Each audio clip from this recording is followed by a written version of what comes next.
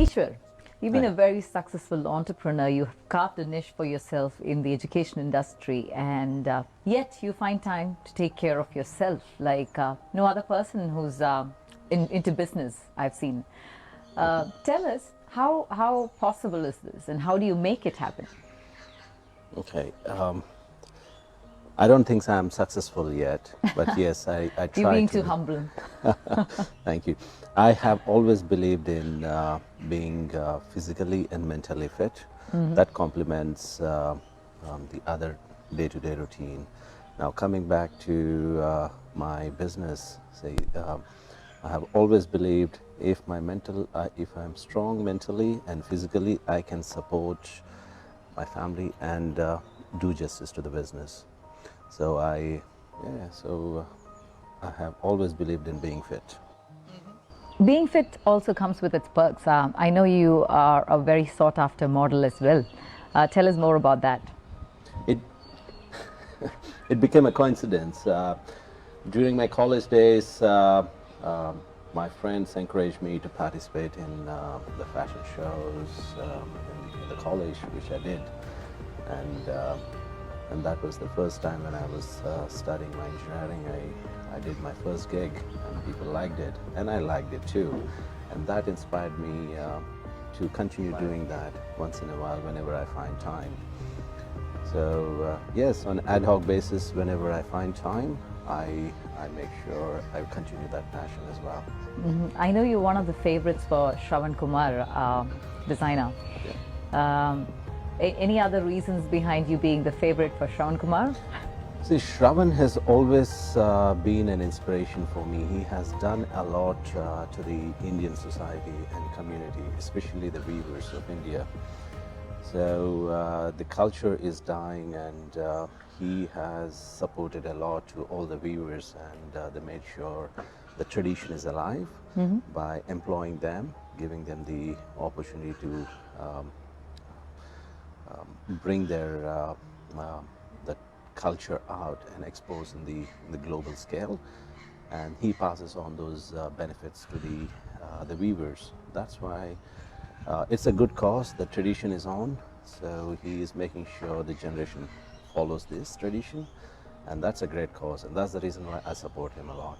Oh, that's beautiful. I didn't know this part of Shravan Kumar, and I think that shows how ethically right you are as a person, and how supportive you are to the community and the culture that you come from. Thank you. It's great to know. Thank you. We know that you've been training in martial art these days, and you follow a particular style which is Burmese. Tell us more about that. Well, as I said, I like to be fit, and I found passion, and I started liking this unique style of martial arts, which is called Arakan martial arts, which is the Burmese style of martial arts, and it is more to do with close combat fights, and it is more to do with the self-defense. It's a unique style, unlike any other martial arts, and anybody can immediately start learning and then have that self-defense in them. So if they are in trouble or if they want to defend any of the family members, I think I found this the ideal one. In my leisure, I can learn this martial arts. So since past couple of years, I have me and my kids have started learning this. My kids were learning karate before for 4 or 5 years, but since we saw this martial arts, we found this much better than any other martial arts. So we started learning this, and we've got our instructors coming over, and the beauty of this martial arts is you do get personalized training. Oh, beautiful. So yeah, they come home early in the morning. We do a session. We have our sessions, and after that, the kids go to school. I go to work. It works perfectly fine for us. Saves time, basically. There's nothing like training early in the morning. I miss my Kalari background, where we used to practice early in the morning. Those hours in the morning is very precious.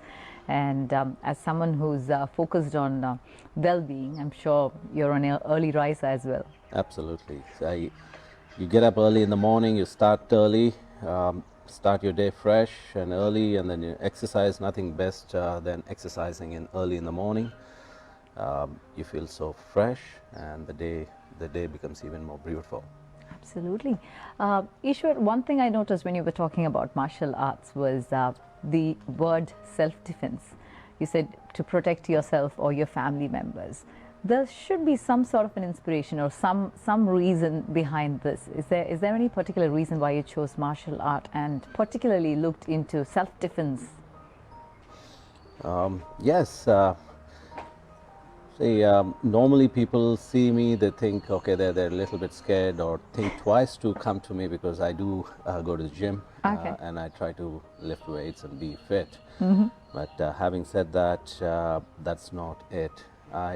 I once happened to come across an incident at home where there was an invader, and I was defenseless because he was really ferocious and huge, and I knew that I couldn't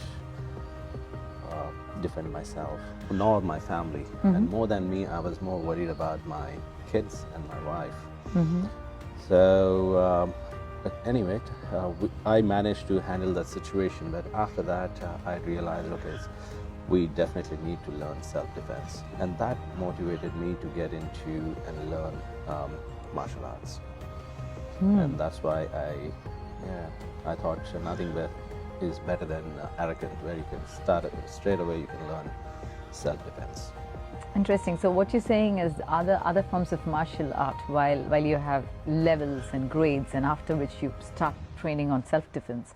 Here in Arakan martial art, you just directly go into self-defense. That's right. Even in Arakan, we do have gradings. Okay. So, but having said that, the kind of training we get, it is right from day one. It is about self-defense. Protecting yourself, defending yourself, and attacking the other person. So that in the other martial arts I have seen, you get into that after many years. Right. But here you get it right from day one. So which is the good. one question is, like, I understand that when we learn about self-defense and when other martial arts introduce it later, it's so that you understand a state of mind where martial art is only used for self-defense and never used as a mode of attack.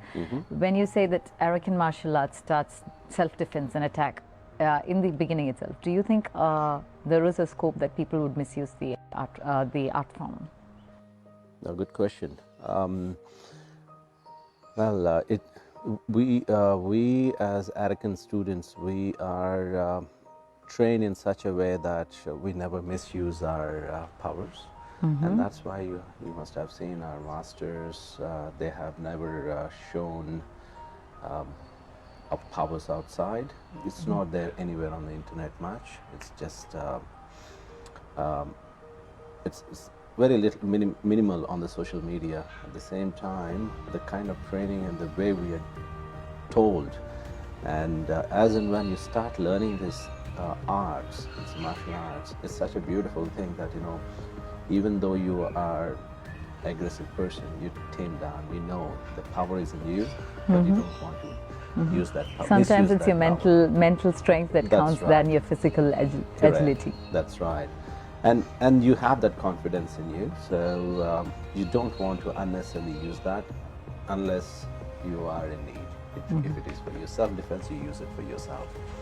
But yeah, otherwise, I haven't seen any of us misusing this arts.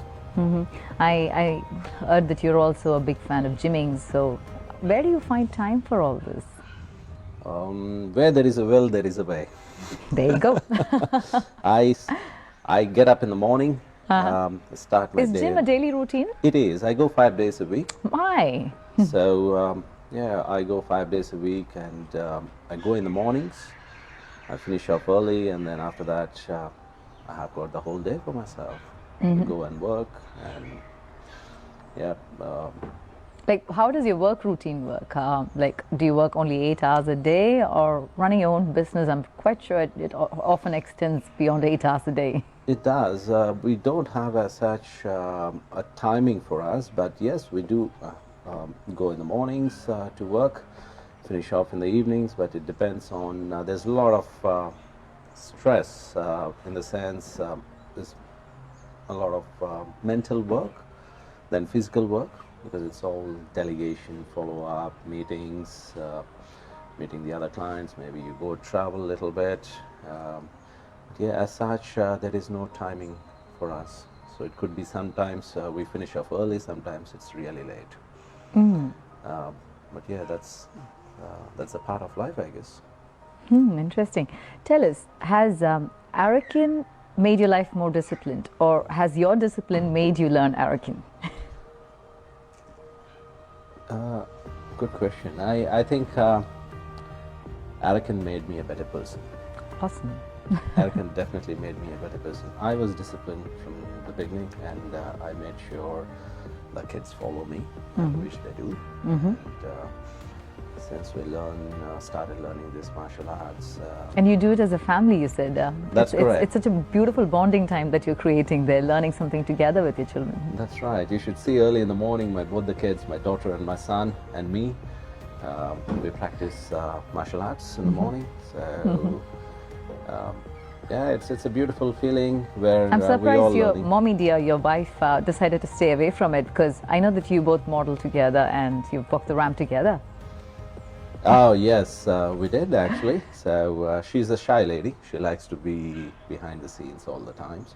And sometimes. And she knows that there's someone strong to take care of her.